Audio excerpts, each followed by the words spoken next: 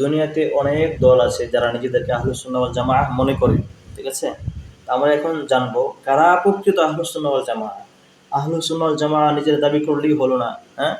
যারা কি বলে, অনেক দলের নাম বলা দরকার নাই, অনেক দল আছে যারা প্রত্যেককে নিজেকে মানে আহলুস সুন্নাহ ওয়াল জামাআহ দাবি করে। যে শিরিক করতেছে, বিদআত করতেছে, কবর পূজা, মাজার পূজা, আরো কত কিছু পূজা করতেছে, হেও নিজেরা কি মনে করে আহলুস সুন্নাহ ওয়াল জামাআহ মনে করতেছে। কিন্তু আমরা এখানে জানবো আল্লাহ রাসূলের হাদিস অনুযায়ী আল্লাহ রাসূল বলে গিয়েছেন হাদিসের মধ্যে কারা প্রকৃত আহলুস সুন্নাহ ওয়াল জামাআহ, ঠিক আছে?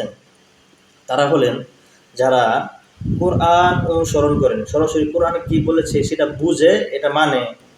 2 নম্বর হলো সহিহ সুন্নাহ অনুসরণ করে, আল্লাহ রাসূল হাদিসে কি বলছেন সেটা বুঝে এবং মানে। হ্যাঁ, সাহাবীদের বুঝ অনুসরণ করে, তারা ইসলামের বিষয়গুলো কিভাবে বুঝেছেন সেটা বুঝে এবং মানে। দলিল আহলুস সুন্নাহ ওয়াল জামাআহ কারা, প্রকৃত দলিল হচ্ছে এটা, মা আনা আলাইহিল ইয়াউমা ওয়া আসহাবি।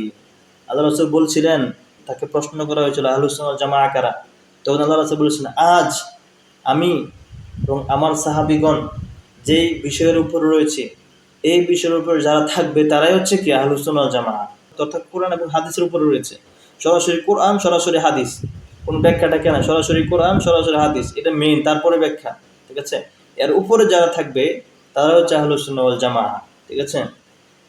কারণ ব্যাখ্যা বিশ্লেষণ করতে গিয়ে অনেক সময় অনেক কিছু বিকৃত করছে, কিন্তু সরাসরি কোরআন ও হাদিসের মধ্যে কেউ আজ পর্যন্ত বিকৃত ঘটাতে পারেনি।